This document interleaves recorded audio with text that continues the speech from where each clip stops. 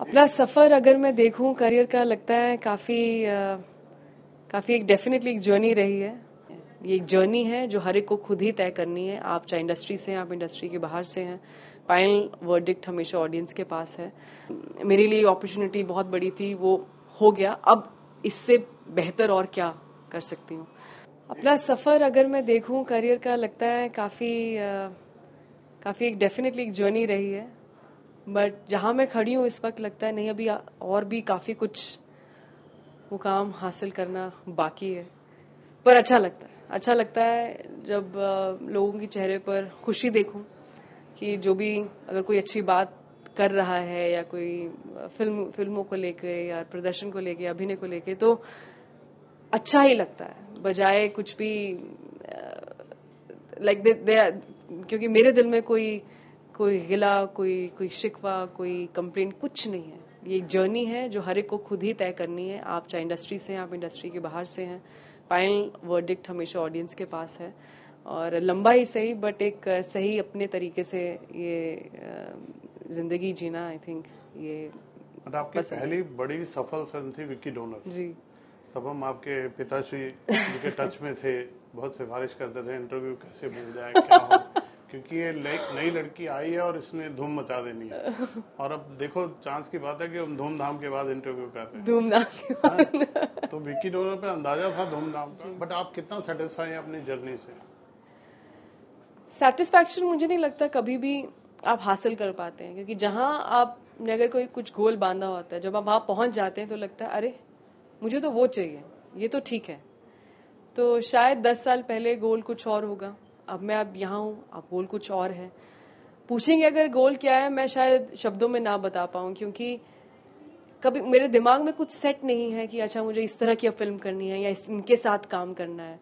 मेरे लिए हर एक काम जो जब एक स्क्रिप्ट आती है, एक नए नजरिए से ही देखना, एक फ्रेश नजरिए से देखना, उन्हीं आंखों से देखना कि ये मुझे पहली बार कोई स्क्रिप्ट ऑफर कर रहा है तो मुझे कैसा लग रहा है। कोई मेरे अंदर कुछ से बोलते हैं ना कि एक्स्ट्रा एक्सपेक्टेशन सिर्फ एक अच्छी स्क्रिप्ट की है। कहाँ से आए, कौन लेकर आए, मेरे लिए मुझे कोई फर्क नहीं पड़ता। तो और यो शायद यही एक फैक्टर है जो मेरे लिए आई थिंक अभी तक वर्क। विक्की डोनर आपको कैसे मिली थी? ऑडिशन जोगी जी हमारे कास्टिंग डायरेक्टर थे। बहुत अच्छे, बहुत स्वीट कास्टिंग डायरेक्टर हैं, बहुत अच्छे खुद कलाकार भी हैं। और वो उन्होंने मुझे बुलाया किसी और फिल्म की कास्टिंग ऑडिशन के लिए, और किसी कारणवश मैं वो ऑडिशन नहीं दे पाई।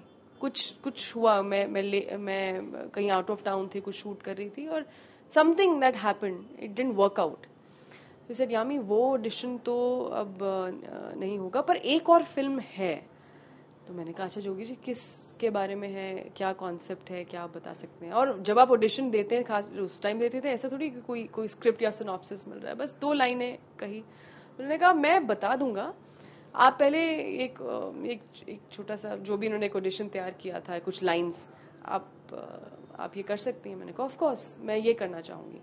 तो मुझे कुछ था जो एक्साइट किया विकी डोनर के बारे में, without knowing it was Vicky donor शुरू से ही।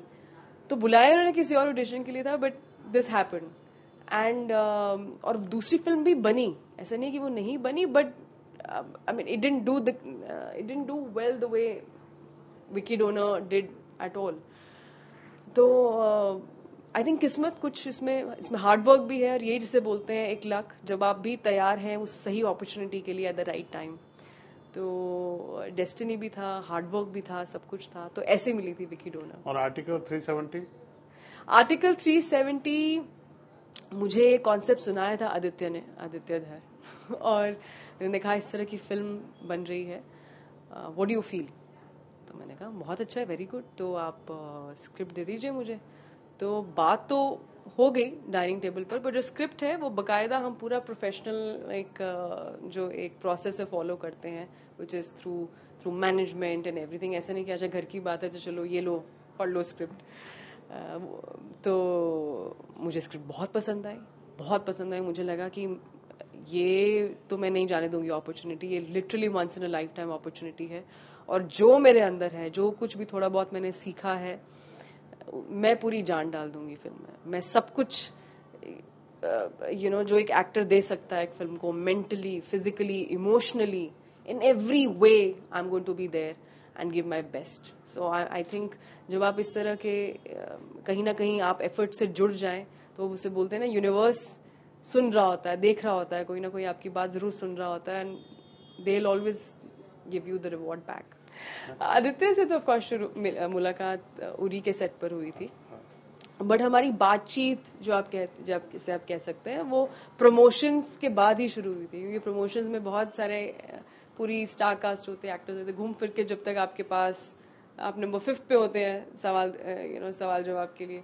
तो मैं जब सुन रही थी और या वो मेरी बातें सुन रहे थे, वहां पता चलता है कि अच्छा एक पर्सनली जो आपकी चॉइसेस हैं या एथिक्स हैं या जिस कल्चर से हम आते हैं वो बहुत सिमिलर हैं. तो बस वहीं से कहीं ना कहीं एक जिसे कहते हैं दोस्ती की. मैं प्रोड्यूसर नहीं हूँ नीरज जी, प्रोड्यूसर आदित्य धर हैं, उनके भाई उनके साथ लोकेश धर हैं. मैं बतौर एक्टर हूँ. मैं of course always rooting for Aditya as his wife. And जब हम सेट पे हमने जब काम किया है आर्टिकल 370, ऐसा कुछ नहीं है कि अच्छा ये होम प्रोडक्शन है तो आप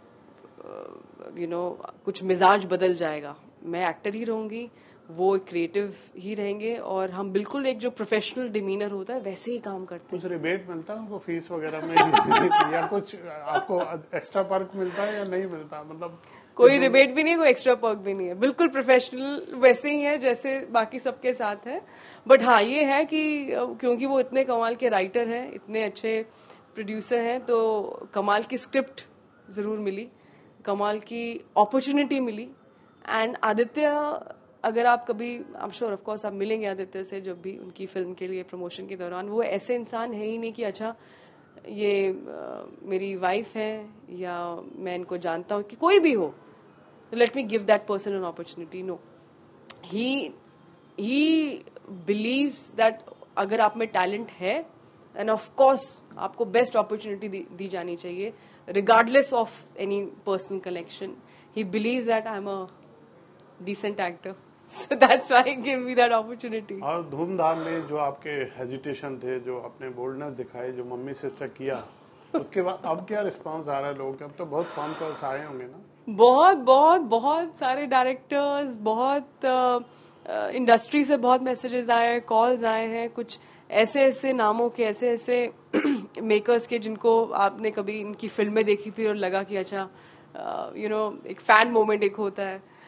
और ऑडियंस, सबसे बड़ा ऑडियंस, द फैक्ट कि फिल्म बहुत अच्छा प्रदर्शन कर रही है, week by week it's growing in numbers, तो बहुत अच्छा लग रहा है. फाइनल वर्डिक्ट तो जनता के पास ही है. जनता ही हम सबका जो एक पावर जैसे बोलते हैं वो तो उन्हीं के पास है.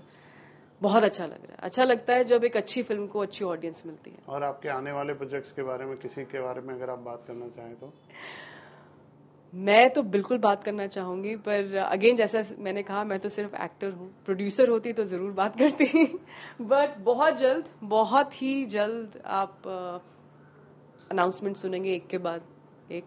और इतना बस प्रॉमिस जरूर कर सकती हूँ कि जितने भी फिल्म्स मैंने फाइनलाइज अभी भी की हैं, the idea is to go notches higher. The idea is to कि अब जो हो गया, जो फिल्में जिन्हें सफलता मिली, जो अच्छा जिन्होंने किया, मेरे लिए अपॉर्चुनिटी बहुत बड़ी थी, वो हो गया. अब इससे बेहतर और क्या कर सकती हूँ, तो उसको ध्यान में रखकर, और कितना वर्सेटैलिटी पे ध्यान दिया जा सकता है, उसको ध्यान में रखकर अगली फिल्में साइन की हैं. चलिए, wish you all the very best. Thank you Neeraj ji. शुक्रिया. Thank you Neeraj ji.